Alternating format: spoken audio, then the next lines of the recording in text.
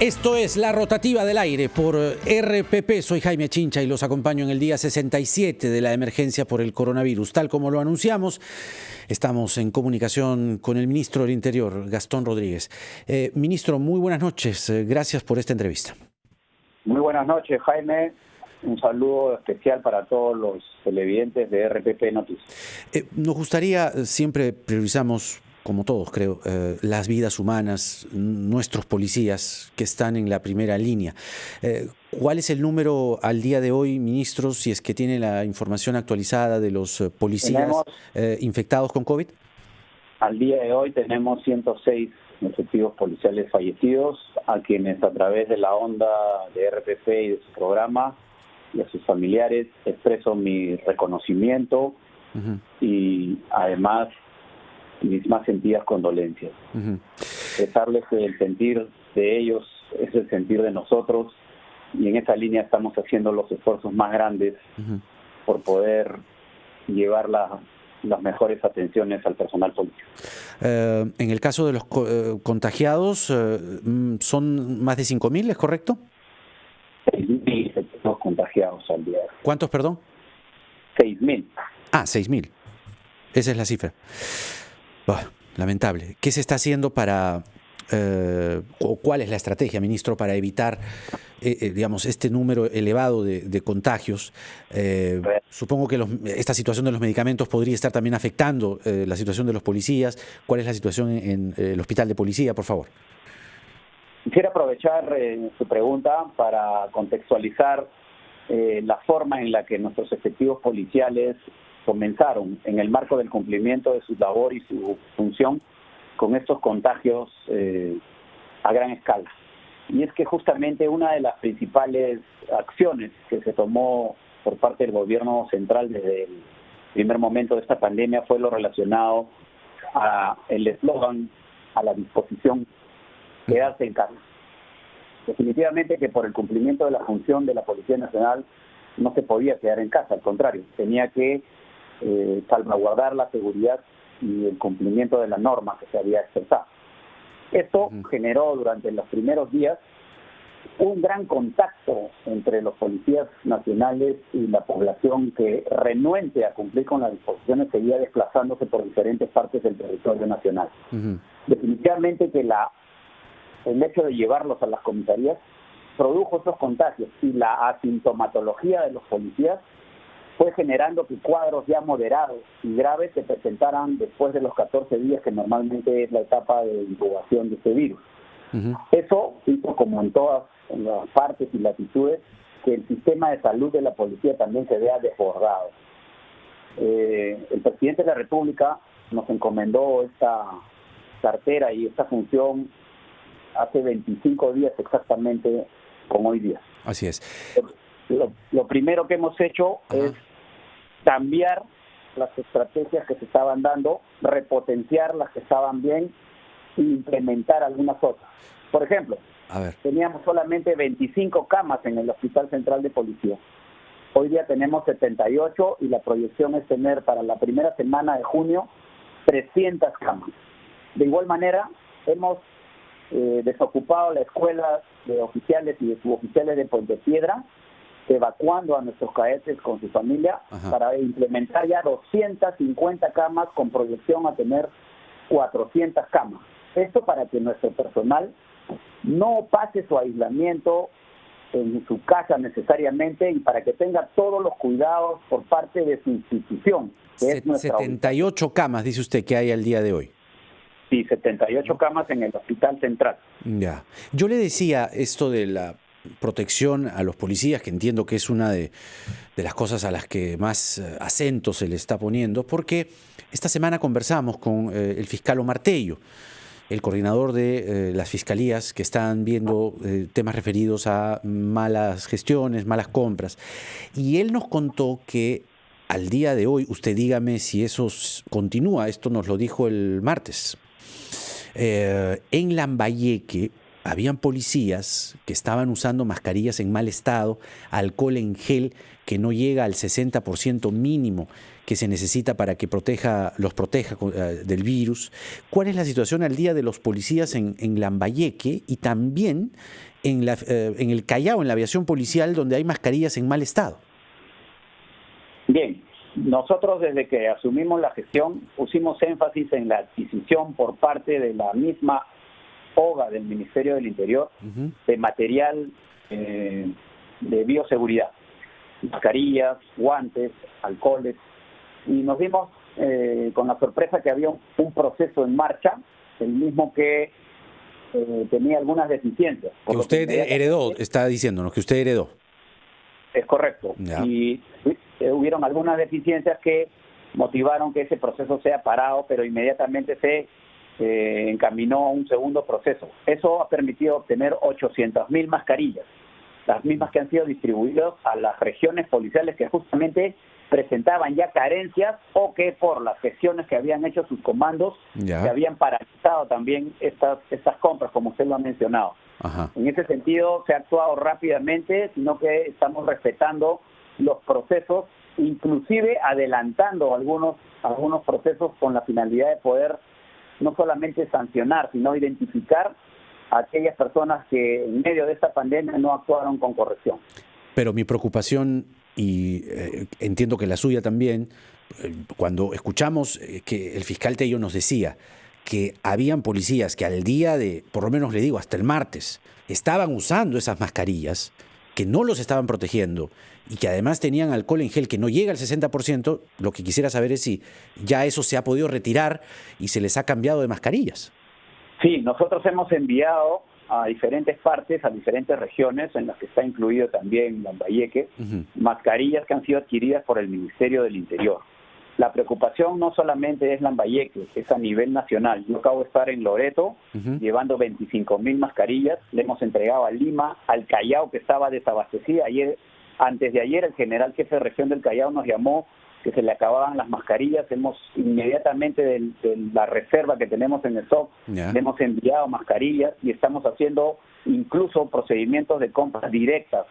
La necesidad es sumamente grande. En el hospital de policía se gastan 1.500 mascarillas diarias y también eso tiene un efecto colateral que es la ausencia por acaparamiento o por alguna situación en que las farmacias o empresas encargadas de ello también elevaron los costos, ¿no? O guardaron en algunos casos las mascarillas. Claro. Entonces es un proceso que permanentemente estamos interactuando porque, repito, la principal prioridad es que todo nuestro personal, tanto médico como policial, que están en primera línea, estén premunidos de todos sus equipos de bioseguridad. Exactamente, y aquí mi insistencia porque sigue llamando la atención que en el ejército existan menores niveles o niveles más bajos de la enfermedad. Supongo que eso también ha sido motivo de estudio de usted y sí está con el objetivo claro en pizarra de equiparar esa situación. Eso tiene algunas explicaciones. Obviamente estamos frente a una pandemia y a la expansión de un virus sumamente letal de origen desconocido, tiene apenas 3 meses desde que se descubrió y que ha motivado que diferentes protocolos se vayan modificando en el transcurso de su aparición. En ese sentido, lo que es en la Policía Nacional del Perú, ha habido también circunstancias especiales. Respecto a la pregunta que usted me menciona, con relación a por qué los policías tienen un mayor número de contagiados que las Fuerzas Armadas, podríamos ensayar la respuesta de que la Policía Nacional cumplió desde el primer día de aislamiento social una función continua, que era la de ser la primera línea frente a la omisión, al incumplimiento o a la indisciplina de cierta parte de la comunidad que no atendió a la existencia y al cumplimiento de la normatividad por parte del gobierno. Y esto generó un contacto innecesario muchas veces, pero también con la finalidad de hacer cumplir la norma.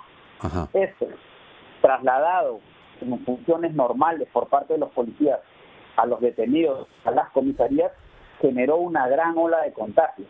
sumado a la asintomatología del personal policial, Claro. que después de 14 días o hay veces hasta 30 días, comenzó a generar síntomas que ya lo llevaron a una condición de moderado o grave de la enfermedad, ha generado que tengamos una gran cantidad de policías contagiados.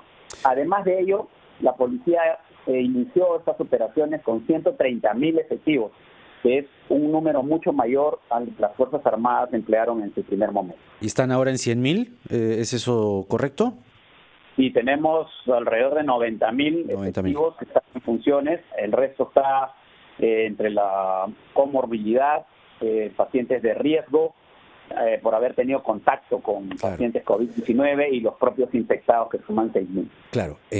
Para cerrar este asunto del contagio de los policías, que sin duda es sumamente importante porque ellos están allí en la primerísima línea, como usted bien dice, preservando el orden y que la gente no se aglomere.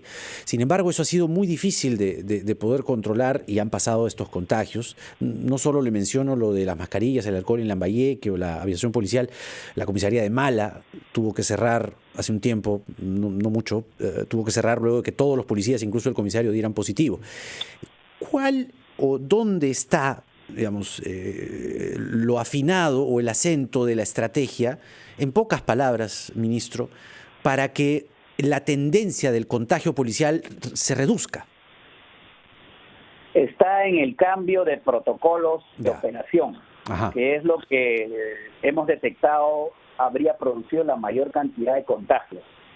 El accionar de la Policía Nacional no se puede sustraer a situaciones de delito o de incumplimiento de la normatividad, con el temor lógico de ser humanos, pero con la convicción de un cumplimiento de una misión excelsa y además de primera línea frente a este tema.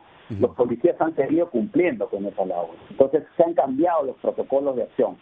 Como usted sabrá, también se han aplicado las multas tanto a peatones como a personas en vehículos que, no cumpliendo la normatividad, circulaban bajo subterfugios como el de necesito ir a trabajar, voy solamente a la esquina, y vivo a 10 cuadras del supermercado, y cómo cree usted que yo voy a cargar mis bultos, y situaciones que lindan con la inconsciencia y la indisciplina en el cumplimiento de una disposición que viene de la propia Presidencia de la República. Entonces, estos cambios de procedimientos operacionales son los que esperamos que tengan una merma en los contagios del personal policial.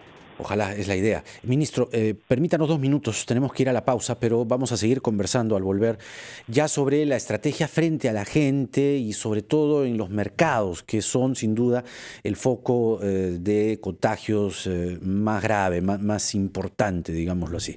Pero antes la pausa. Regresamos enseguida con el ministro del Interior, Gastón Rodríguez.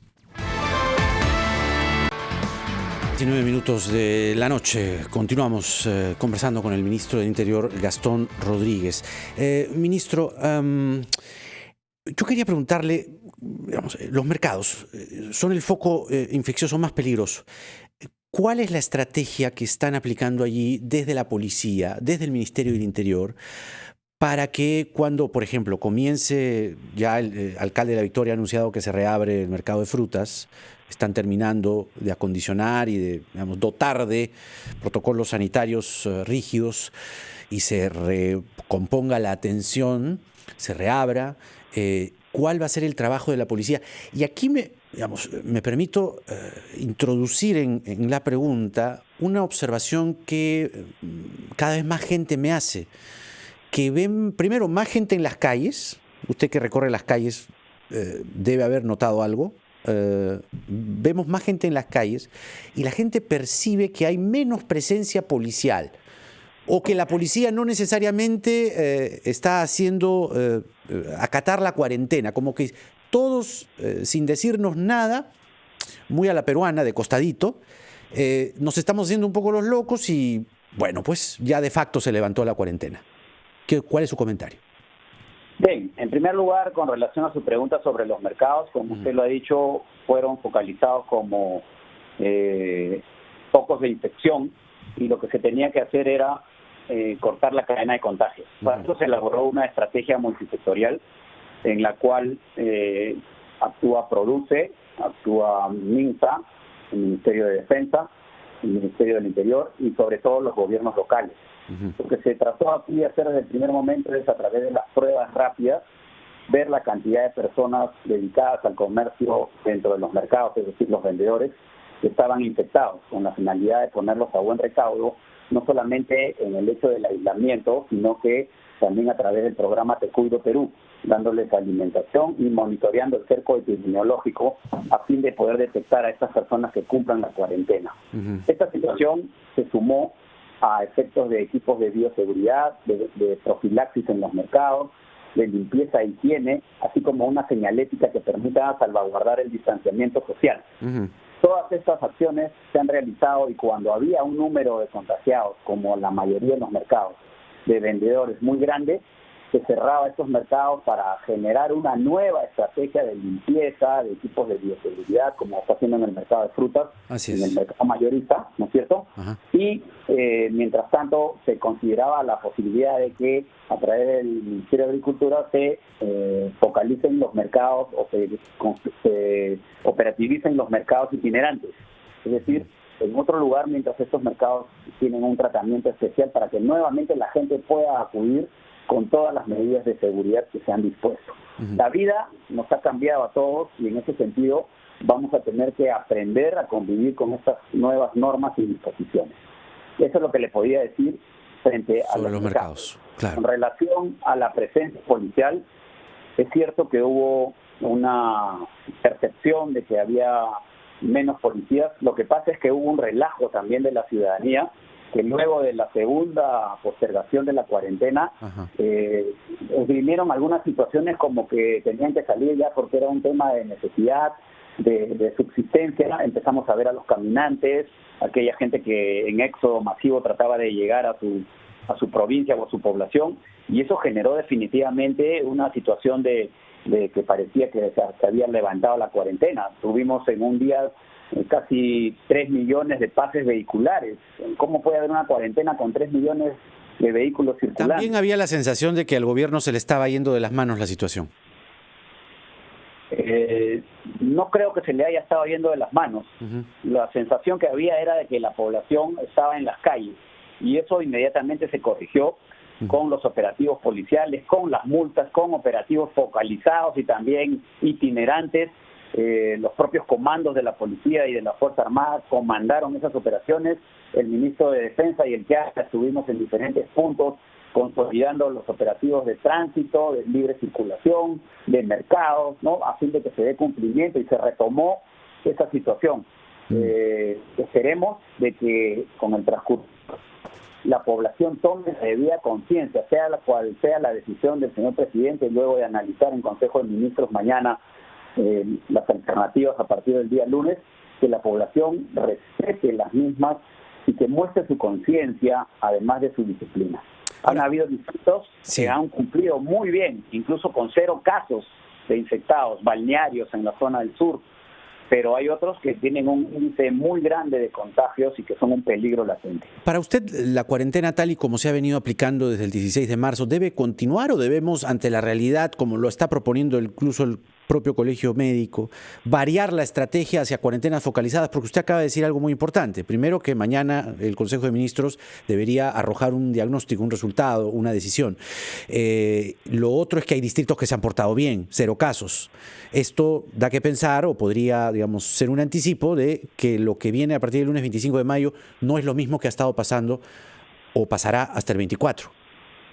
El señor presidente de la República en los diferentes consejos de ministros recoge la opinión y hay debates referente a no solamente las condiciones que se debería enfrentar esta pandemia, sino también de las exposiciones que recibimos en Consejo de Ministros por parte de organismos especializados en el control tanto estadístico como médico y en las proyecciones que se pueden dar.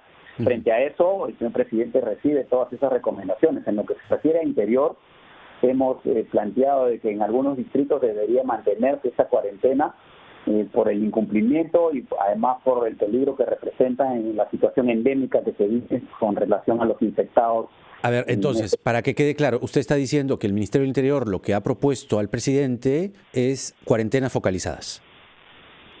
hemos propuesto algunos distritos que deberían continuar con esa medida. Claro, que podrían ser esos 20 distritos que aparecen o aparecieron en la alerta informativa del día lunes temprano, cuando pasó esto de los niños, lamentable por cierto, cuando se anunció que en esos 20 distritos de Lima no iban a salir los niños. Esa puede ser la hoja de ruta.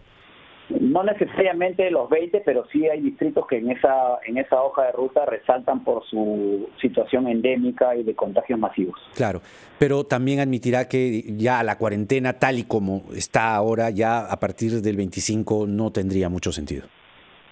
Debemos entender y de conocer además que la situación de la economía del país también tiene un contrapeso en este tipo de medidas.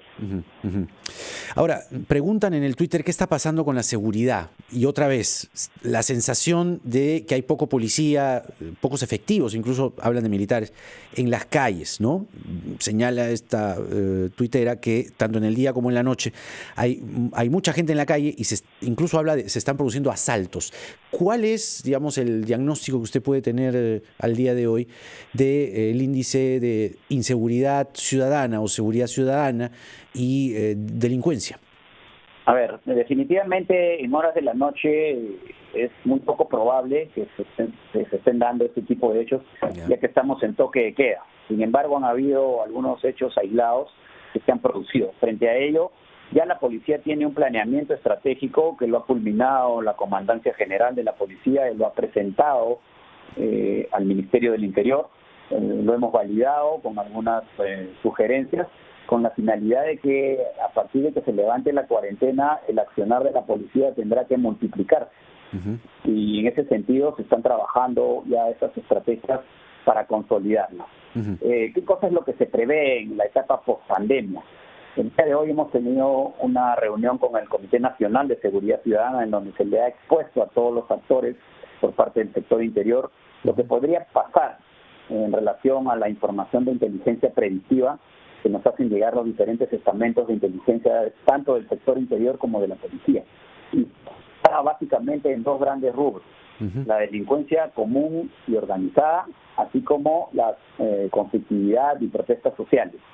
En el primer rubro, que es el que más nos preocupa a la ciudadanía y al sector interior, se va a dar básicamente con el impacto de los delitos contra el patrimonio, aquellos delitos recurrentes a los que la población normalmente accede por los diferentes medios de comunicación y que lo sufren carne propia, como son el hurto de celulares, el robo, el cogoteo, ¿no? El marcaje cuando sale de alguna entidad financiera o de hacer alguna transacción, y este tipo de modalidades que son de alto impacto porque justamente generan percepción, incrementan la percepción de inseguridad ciudadana. Claro. Otro rubro a tener en cuenta es la participación de extranjeros en la comisión de estos hechos delictivos. Definitivamente hay organizaciones criminales incluso que están compuestas por extranjeros y también mimetizadas con algunos peruanos que aprovecharían el levantamiento de la cuarentena para intentar recuperar espacios que perdieron durante el tiempo de confinamiento. Los delitos de violencia familiar también como consecuencia del estrés producido y varias situaciones que la Policía Nacional va a atacar desde diferentes perspectivas, con un incremento del patrullaje policial, con modificaciones en el sistema de patrullaje y con una medida importante que anuncio hoy día para conocimiento de la población, que es la unidad de comando entre la parte de prevención e investigación.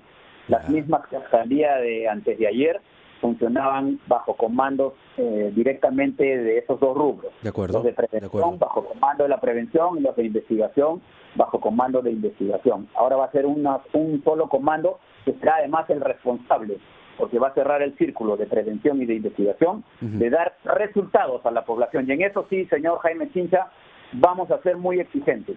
Vamos a ser exigentes en que no quiero coordinaciones entre los policías, no quiero coordinaciones con las autoridades locales. Queremos resultados, porque la población no solamente así se exige, sino es lo que le toca y lo que merece. No, claro, y además resultados en las investigaciones que se han abierto, los procedimientos administrativos, ¿no? Es verdad que en 7 regiones del país se está investigando compras sobrevaloradas por la emergencia. Sí. ¿No? Así es, y en ese sentido debo de decirle que sanciones, ministro. A pesar de que hay hay un protocolo de acción. Nosotros tenemos un órgano de control institucional y ese órgano de control institucional ha multiplicado su trabajo a pesar de la pandemia y del confinamiento para poder cumplir en las 7 u 8 regiones que están implicadas en estos procesos y como consecuencia de ello ya tenemos 7 sanciones que van desde la separación del cargo hasta el relevo de los oficiales que han tenido a su cargo la responsabilidad de esas regiones que ejecutaron los procesos. 7 sanciones, dice usted. Quiero ser claro de que el accionar ha sido desde el primer día y que normalmente para que se cumpla el procedimiento se hace una notificación al administrado que está comprometido. Luego, si hay indicios, se hace el inicio del procedimiento de investigación y el tercero es la sanción propiamente dicho. Nosotros no estamos esperando la sanción, señor Jaime Cid. Al inicio solamente de la investigación y se encuentran evidencias y el órgano de control apertura la investigación preliminar, hemos procedido a separar del cargo y o a relevar a los oficiales comprometidos. A eso me refería con sanciones, ¿no? Que su sector reaccione rápidamente y creo que eso será sin duda un estímulo para que el policía actúe de manera correcta y recta.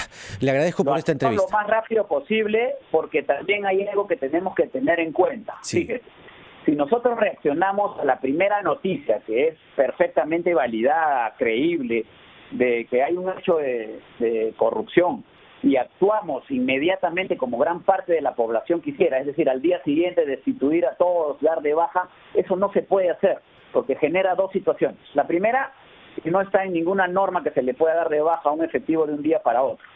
Todo está orientado al debido proceso. No, claro, pero los mensajes, ¿no? Reciben la denuncia y dicen, señores, en este momento, denme 24 horas, denme 48 horas y ahorita mismo veo esto, no se preocupen. Así es, pero además de ello, cuando se actúa así en 48 horas o se transgreden los plazos, ¿qué sucede? Otro fenómeno que tiene la policía, que es que los oficiales que son pasados al retiro de una u otra forma abruptamente retornan al servicio. Sí. Y eso también son situaciones a analizar porque muchas veces personal que es reincorporado no cumple a cabalidad con la función y con la misión. Claro. Estamos viendo todo ese tipo de situaciones también. Ministro Gastón Rodríguez, muchas gracias por esta entrevista. Creo que la información que ha compartido con nuestro público es sumamente relevante. Mañana supongo que habrá conferencia de prensa, ¿no? Es posible, el señor presidente es el Tendría que ya que, ¿no? Tendría pero que haber, ¿no? Quisiera terminar esta entrevista, si usted me permite, dirigiéndome a los policías nacionales del Perú, a los bomberos, al personal de SUTAMEC, al personal de migraciones y a todos los que conforman este sector interior, diciéndole que estamos en la primera línea de lucha, que no nos arredremos ante ninguna adversidad. Los policías nacionales tenemos una misión muy grande, que es de entregar la vida por gente que ni siquiera conocemos y que en esta oportunidad enfrentamos a un virus letal y desconocido, pero que en todo momento estaremos al pie del cañón con nuestra población, porque la policía es el pueblo hecho ley. Muchas gracias, señor Jaime Cid. Gracias, señor Gastón Rodríguez, general Gastón Rodríguez, por esta entrevista y que tenga buena noche. A cuidarse. El ministro del Interior con nosotros, Gastón Rodríguez.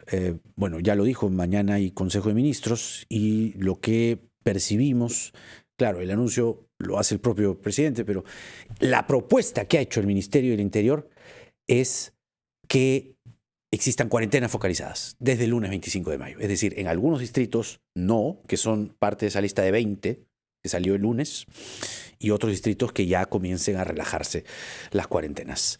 Pausa y volvemos.